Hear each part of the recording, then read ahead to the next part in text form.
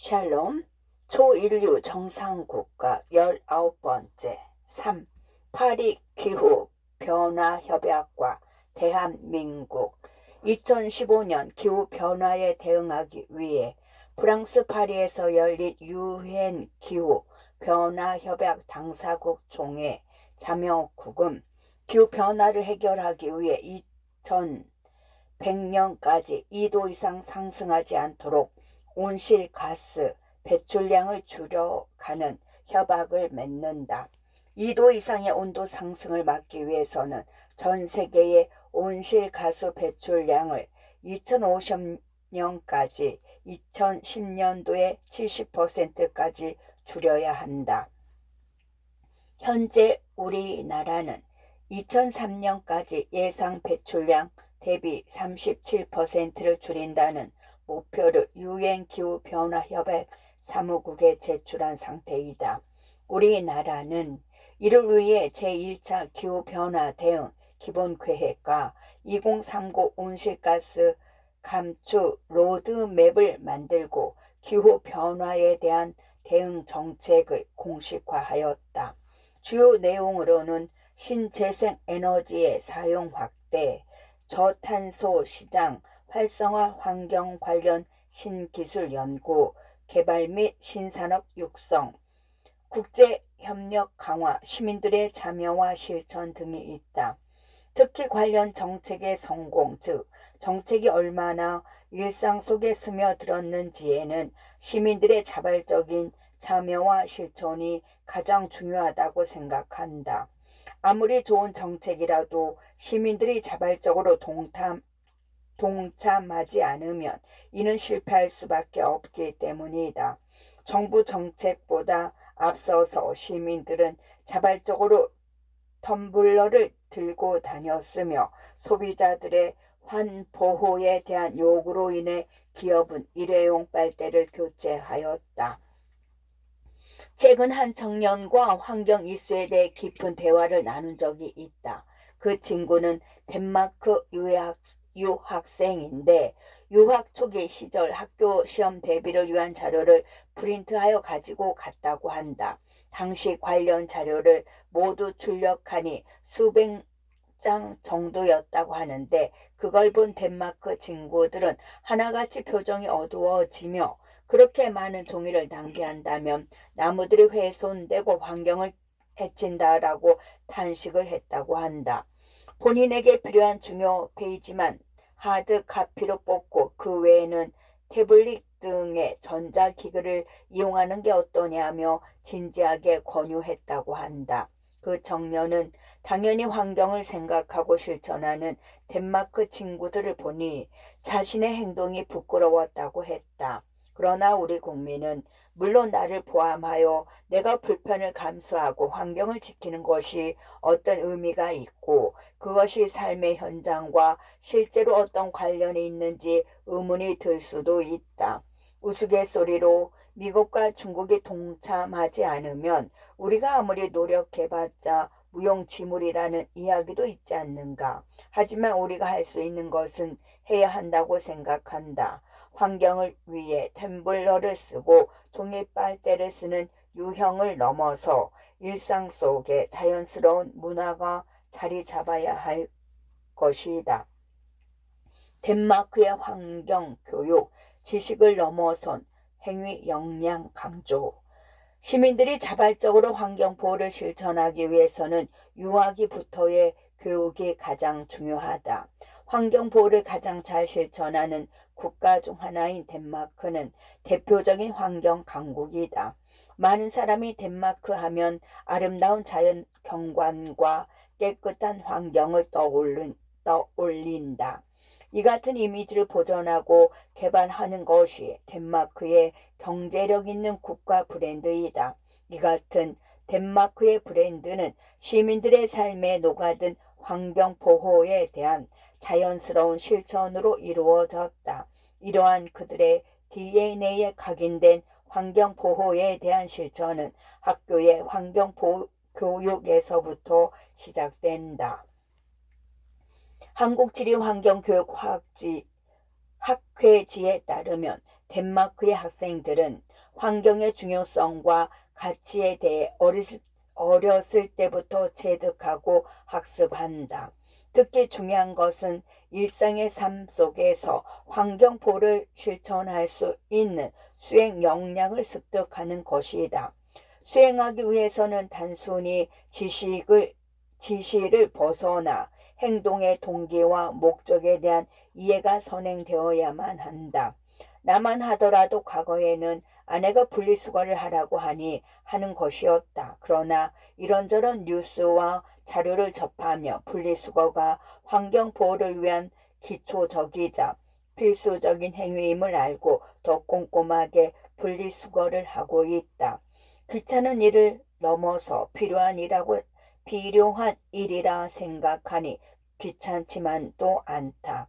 이처럼 환경보호를 위해 명확한 동기와 목적을 바탕으로 의도적으로 행동하는 행위를 습득하는 교육을 행위 역량 교육이라고 한다. 즉 우리 아이들에게도 실천해야 한다고 무작정 알리는 것이 아니라 먼저 환경보호의 중요성과 필요성에 대한 가치관 교육을 해야 할 것이다. 스웨덴의 환경교육, 세계적인 환경운동가 툰베리를 기르다. 스웨덴 출신의 그레타 툰베리는 8살이라는 나이에 기후변화가 일으키는 각종 자연재해가 인류 때문이라는 것을 깨달았다고 한다. 우리나라로 치면 초등학교 1학년 그 어린 나이에 환경 문제에 관심을 갖게 된 배경과 높은 환경 감수성을 가지게 된 동기가 궁금하였다. 나는 그 동기가 스웨덴의 환경 교육에 있다고 생각한다. 실제로 스웨덴의 환경 교육은 환경 감수성을 가르치는 체험 교육을 중요하게 생각한다. 우리나라처럼 환경 보호에 대한 이론을 교실에서 의무적으로 배우는 것이 아니다. 스웨덴은 실외 교육 운동으로 교실을 나가 자연을 오감으로 체험하고 관찰한다. 실제로 학생들은 숲과 강 그리고 바다 등으로 나가 동물과 식물 그리고 자연 생태계와 공감하는 법을 배운다.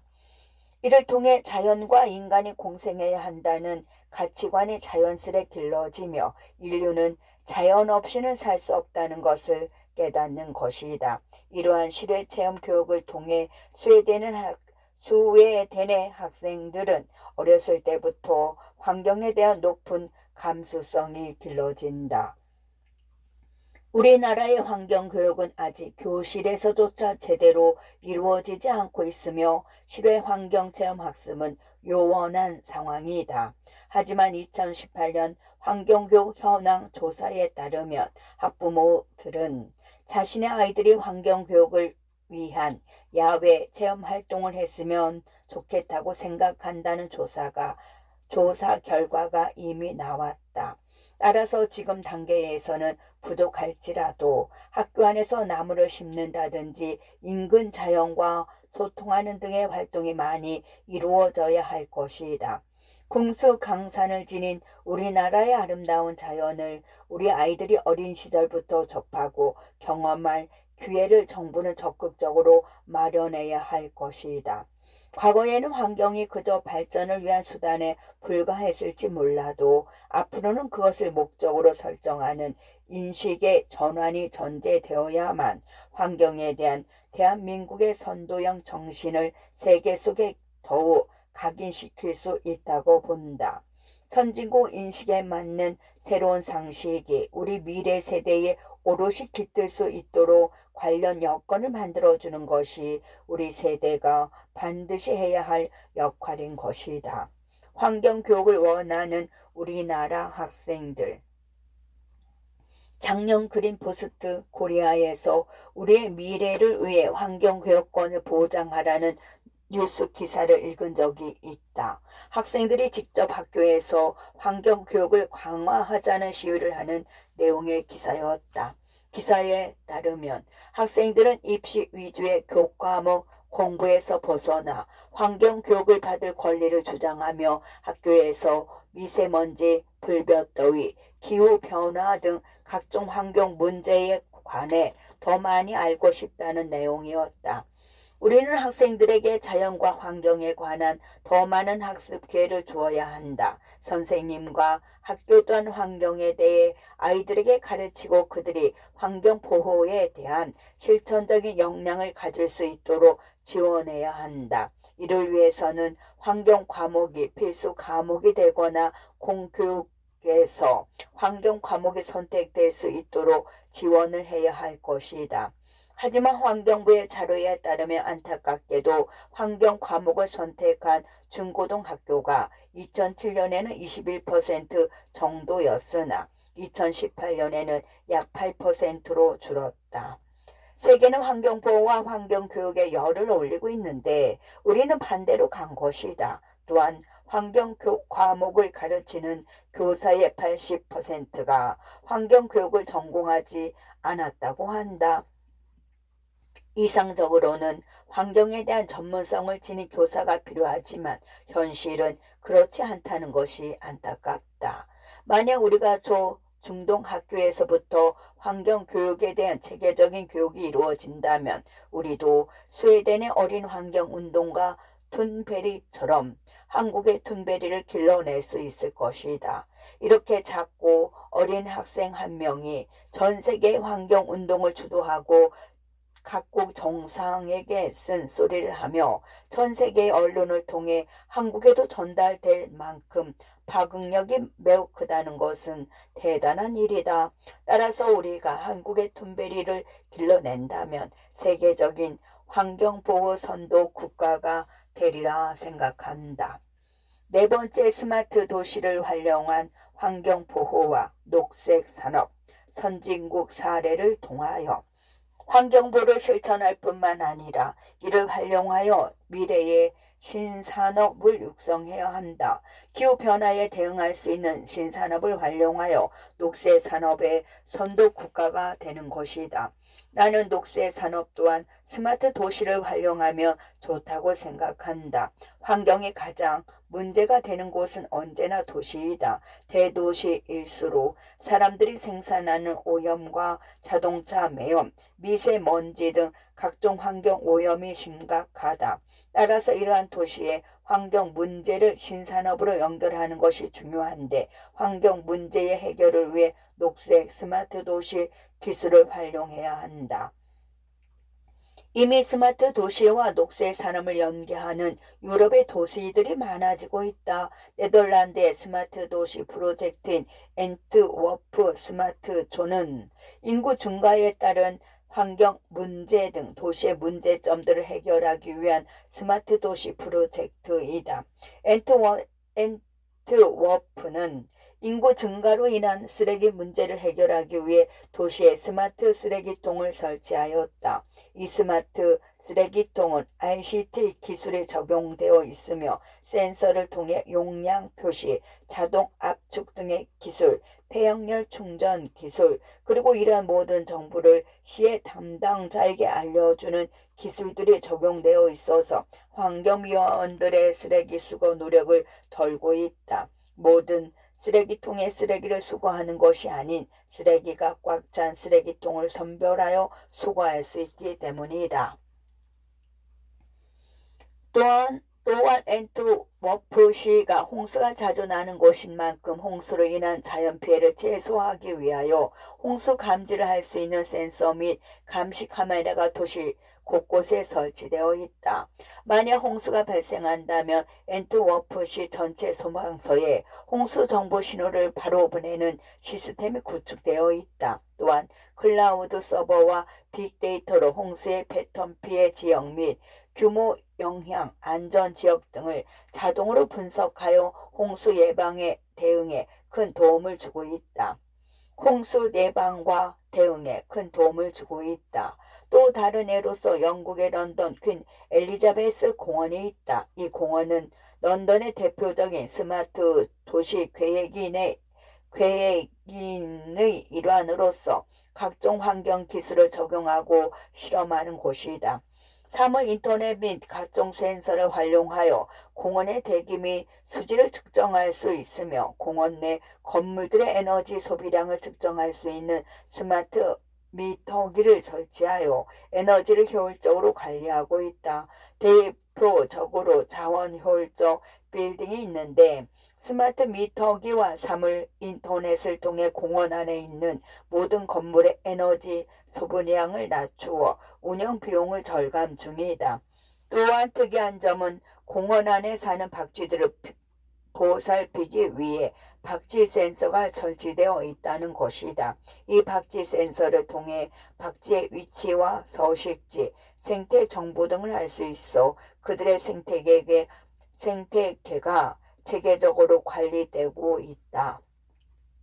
이외에도 암스테르담 스마트 도시 프로젝트가 있다. 암스테르담은 에너지를 절감하는 친환경 도시로 만들기 위해 기존 가로등을 스마트 가로등으로 교체하여 날씨와 밤낮, 사람의 움직임 등을 식별하여 빛을 조절할 수 있다. 또한 운하가 많은 특성상 화물선을 전기로 움직이는 화물선으로 바꾸어 CO2 배출량을 줄이고 있으며 이를 위해 운하 주변에 전기를 충전할 수 있는 시설을 구축하고 있다. 자동차에 대해서도 기존 개인 자가용 사용을 줄이기 위해 공유 자동차 사업을 지원하고 있으며 시와 스마트업 간의 협력을 통해 공유 자동차 플랫폼이 위고 앱을 출시, 시민들의 공유 자동차를 사용할 수 있도록 다양한 유인 정책들을 시행하고 있다. 이를 통해 암스테르담은 2040년까지 CO2 배출을 기존의 75%까지 줄이는 목표를 세웠다. 이러한 다양한 스마트 도시를 활용한 환경산업은 환경보호뿐만이 아니라 신산업으로서 4차 산업에 기반을 둔 친환경 기술을 발전시키고 수많은 신생 기업을 만들어 고용을 창출하고 있다. 유럽은 이미 녹색 스마트 신산업을 통해 다음 세대의 경제적 발전의 기반을 다지고 있다.